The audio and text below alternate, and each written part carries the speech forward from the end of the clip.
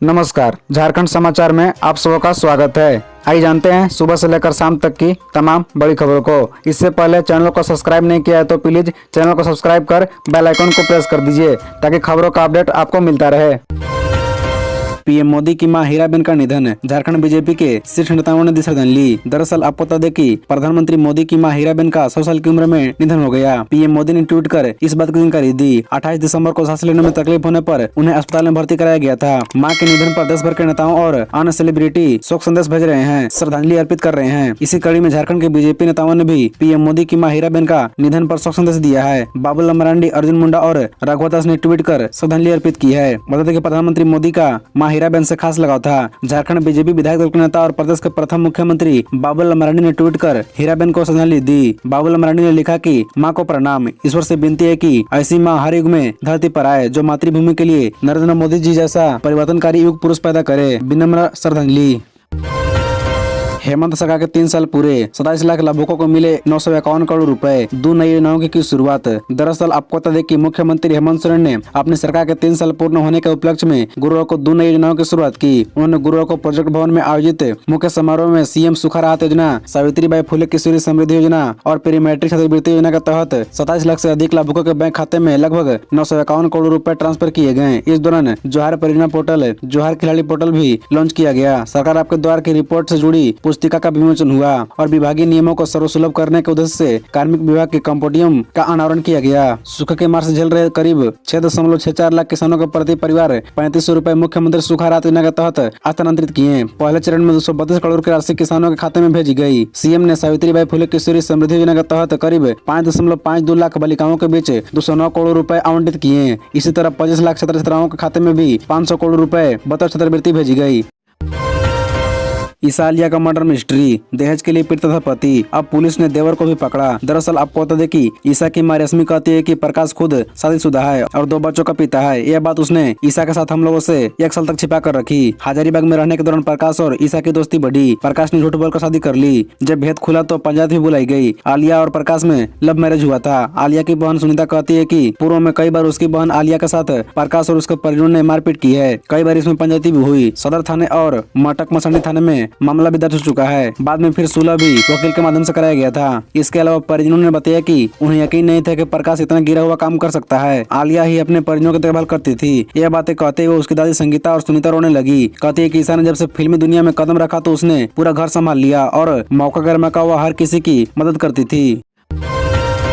PM Modi की मां हीराबा का 100 साल की उम्र में निधन, सीएम हेमंत सोरेन ने कहा माता पिता का जाना अपूरणीय क्षति। दरअसल आपको बता दें कि प्रधानमंत्री नरेंद्र मोदी की मां हीराबा का शुक्रवार को निधन हो गया। उन्हें अचानक तबीयत बिगड़ने के कारण अहमदाबाद की इवन मेहता अस्पताल में भर्ती कराया गया था, जहाँ उन्होंने आज तड़के सुबह 3:30 बजे अंतिम सांस ली। शुक्रवार सुबह प्रधानमंत्री नरेंद्र मोदी के आधिकारिक ट्विटर हैंडल से ट्वीट कर इसकी जानकारी दी गई। इस पोस्ट में लिखा गया कि संदार शताब्दी का ईश्वर चरणों में विराम। माँ में मैंने हमेशा उस त्रिमूर्ति की अनुभूति की है जिसमें एक तपस्वी की यात्रा, निष्काम कर्मयोगी के प्रतीक और मूल्यों के प्रति प्रतिबद्ध जीवन समाहित रहा है। उन्होंने एक अलग ट्वीट में लिखा, जब मैंने उनसे 100वें जन्मदिन पर मिला था तो उन्होंने एक बात कही थी जो हमेशा याद रहती है, यानी काम करो बुद्धि से और जीवन जियो शुद्धि से। पीएम मोदी की मां के निधन पर देश और दुनिया भर से शोक संदेश आ रहे हैं। इसी बीच झारखंड के मुख्यमंत्री हेमंत सोरेन ने भी अपना दुख जाहिर किया। उन्होंने ट्वीट करते हुए लिखा कि माननीय प्रधानमंत्री नरेंद्र मोदी जी की मां के निधन की खबर सुनकर बहुत ही दुखी हूँ। माता पिता का जाना एक अपूरणीय क्षति है और दुख की इस घड़ी में मैं अपनी गहरी संवेदना व्यक्त करता हूँ। उनकी दिव्यगत आत्मा को शांति मिले।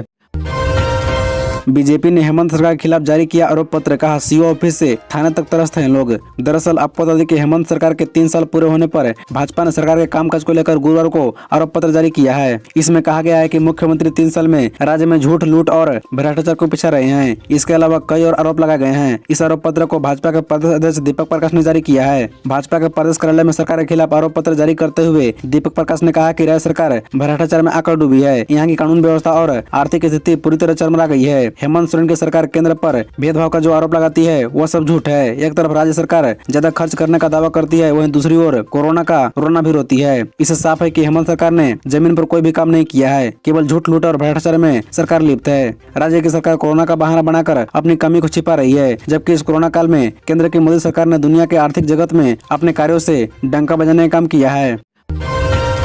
कुख्यात नक्सली चंद्रभान पाहन मुठभेड़ में मारा गया, पिस्तौल और कारतूस बरामद। दरअसल आपको बता दें कि लोहरदगा के किस्को प्रखंड के बुगड़ू थाना अंतर्गत कारगो गांव में गुरुवार सुबह पुलिस और नक्सलियों के बीच मुठभेड़ हुई। इसमें 5 लाख का इनामी नक्सली चंद्रभान पाहन उर्फ सीबी मारा गया। वह संगठन का सब जनरल कमांडर था। वहीं गोलीबारी में 5 लाख का एक अन्य नक्सली सब जनरल कमांडर घायल हो गया। इसे सदर अस्पताल में भर्ती कराया गया है। इसकी पहचान गोविंद बर्जिया के रूप में हुई है। दोनों रविंद्र गंजू के दस्ते बताए जाते हैं। सर्च ऑपरेशन के दौरान हुई भिड़ंत में रांची डीआईजी अनिश गुप्ता ने बताया कि रविंद्र गंजू के दस्ते के नक्सलियों के आने की सूचना पर एक टीम गठित किया गया था, जिसमें लोहरदगा एसपी आर राजकुमार के नेतृत्व में सीआरपीएफ और पुलिस के जवानों ने बुधवार की रात सर्च ऑपरेशन शुरू किया था। गुरुवार को सुबह 6:15 पर कोहरे का लाभ उठाकर नक्सली भाग रहे थे। उसी दौरान पुलिस की टीम ने फॉग लाइट से नक्सलियों को देखा। पुलिस को देखते ही नक्सलियों ने फायरिंग शुरू कर दी। पुलिस ने भी जवाबी फायरिंग शुरू की। दोनों की ओर से लगभग 7 राउंड गोलियां चली। पुलिस फायरिंग में चंद्रभान पाहन मारा गया। वह सेना के उगरा गांव का रहने वाला था। मृतक के पास से पुलिस को पिस्तौल और कारतूस मिला है।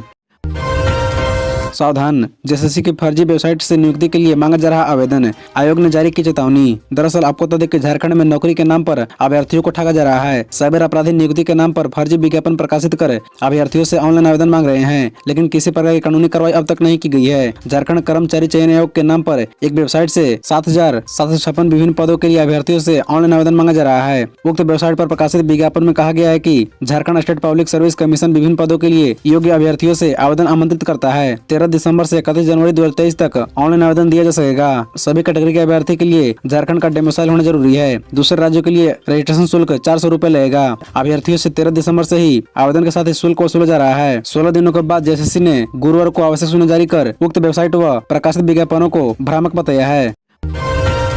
नए साल में खूंटी के लतरातू डैम आइए, सीएम हेमंत सोरेन भी हैं इसके मुरीद। दरअसल आपको बता दें कि खूंटी जिला अंतर्गत कारा प्रखंड की डुमरगढ़ी पंचायत में प्राकृतिक छटा बिखरती Latratu dam Sai report park picnic मनाने वालों के लिए काफी पसंदीदा जगह बन गया है। यहाँ विदेशी पंछियों का भी समय समय पर आगमन होता है। ऊंचे ऊंचे पहाड़ और जंगलों से घिरे लतरातू डैम का प्राकृतिक सौहार्द का आनंद लेने सालों भर पर्यटक यहाँ पहुँचते हैं। बता दें कि पिछले दिनों झारखंड के सियासी हलचल के बीच मुख्यमंत्री हेमंत सोरेन समेत कुल 41 विधायक इस डैम का लुत्फ उठा चुके हैं। दिसंबर से जनवरी माह तक लतरातू डैम में मानो के पर्यटक का मेला ही लगा रहता है। यहाँ सैलानियों के लिए कई सुविधाएं भी मौजूद है। डैम में बोटिंग का सुविधा भी मौजूद है। लतरातू डैम से लगभग 5 किलोमीटर दूर स्थित प्रसिद्ध साईं मंदिर और घाघरा धाम भी प्राकृतिक सौहार्द से परिपूर्ण है। लतरातू डैम पहुँचने वाले पर्यटक 3 पर्यटक स्थल का भी आनंद ले सकते हैं।